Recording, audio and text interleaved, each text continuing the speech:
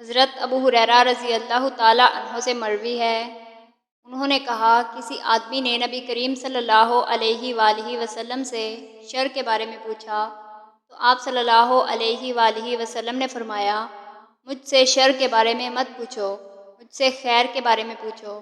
آپ صلی اللہ علیہ وآلہ وسلم نے 3 مرتبہ ایسے ہی فرمایا۔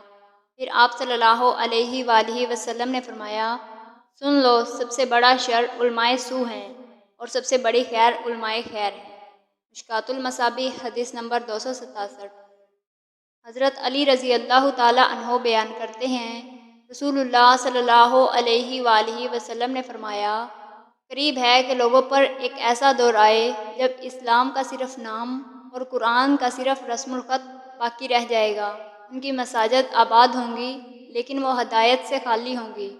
ان کے علماء آسمان تلے بدترین لوگ ہوں گے۔ ان کے پاس سے فتنہ ظاہر ہوگا اور انہی میں لوٹ جائے گا۔